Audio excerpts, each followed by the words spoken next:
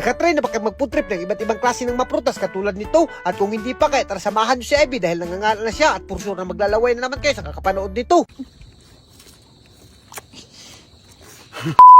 For today's video guys, wala na talaga itong intro dahil nangangala na talaga si Ivy at gustong-gusto niya na talaga ng mga aslom ng mga prutas. Kaya naman nagkadali-dali na talaga ako pagpagumpra ng mga prutas dito. At ito yung kakaiba guys dahil yung prutas ng mga aslom gusto niyang dalhin dito sa dagat. Hindi pa kami magkaigit-igit nito. At sa puntong ito guys, napakaganda pa naman talaga ng view at pati yung ambience ng dagat, napakaganda talaga. Pero alam nyo ba guys, inihian lang niya ni Ivy. Sabi daw nila kapag mangangala, palagi naihihi. Kaya naman inihian niya, nanimahaw na siguro anso tong dagat na to. Pero sa puntong ito guys, dahil napakalawm, sabi ko kukunin ko muna yung gakit namin doon sa floating cottage namin. At ayan nga guys, yung nakikita nyo, talagang hindi matungkad ni Ivy. At napakatinaw pa naman talaga ng tubig guys. Talagang hindi ka magmamahay dito sa dagat namin. Napakaganda talaga. At sa puntong ito, nakaabot na nga pala ako dito sa floating cottage namin. At ginuha ko na kaagad yung gakit ko na muntik ng maanod. Buti na lang talaga, naligtas ko pa yung gakit ko. Kaya naman, nagamit pa namin ni Ivy. Kung hindi, nako, talagang impas. Magaglalangoy talaga kami papunta sa floating cottage namin. At sa puntong ito guys, nakaabot na kaagad kami dito sa floating cottage namin. At talagang pinanitan na kaagad namin yung mga aslom namin ng mga prutas. At speaking of aslom guys, nagkuha nga pala kami ng mga buongon dito dahil ito yung pinakapaborito ni Ivy.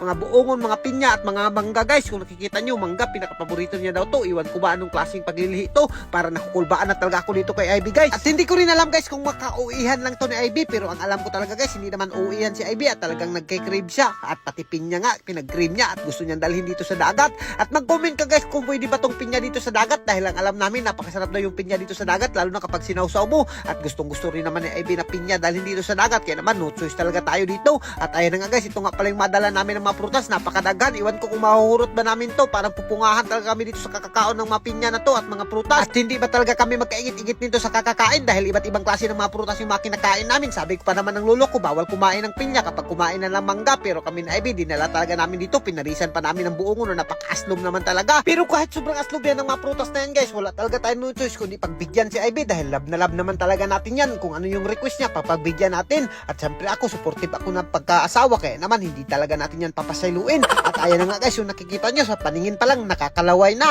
At kung nakikita nyo si Ivy, tinilawan niya na, nako, talagang nalilipay talaga siya. Iwan ko ba kung bakit nangangala na to siya? Nako, parang nagdududa na talaga ako dito kay Ivy guys. Parang impas na naman tayo dito, parang magkahubo-ubo na siguro tayo dito guys. At sa puntong ito, hindi pa siya nakontento. Sabi niya, wag daw namin kainin dito sa floating cottage. Gusto niya daw kainin dito sa gakit namin. At binlagyan pa nga na ng asin. Nako, mahuhurot ba ka namin to guys? Nako, kung gusto niyo pumunta rito, pumunta na lang kayo at tabangan nyo kami pagkaon dito dahil talagang hindi namin ito mahurot. At medyo hindi ko rin masabdan ito sa Ivy guys. Iwan ko ba sa kanya dahil gusto niyang napakadaghan yung dalhin namin, pero kapag kumain naman ay konti lang yung kinakain niya. Ako tuloy na pahimungtan dito at ayun na nga guys, pati ako talagang pinungahan na. Siguro ako yung mag-iigit nito dahil parang ako yung naglamlam ng lahat. At pati mangga, pinya at sinagusagol ko na, napaka-aslom pa naman talaga.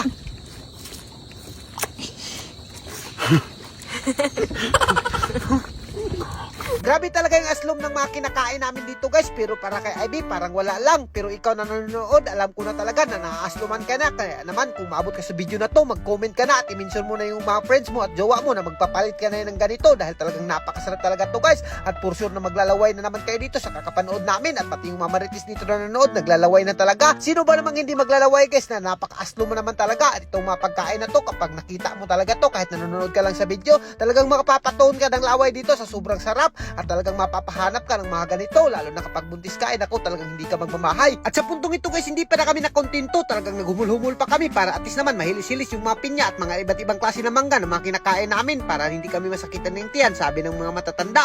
Kaya naman hanggang dito na lang muna siguro kami guys. At kung lalaway ka naman sa mga video na to, huwag mo na kalimutan i-like and share para mas marami pa tayong food trip. Thank you, God bless you all, mabuhay kayong lahat mga idol hanggang gusto nyo.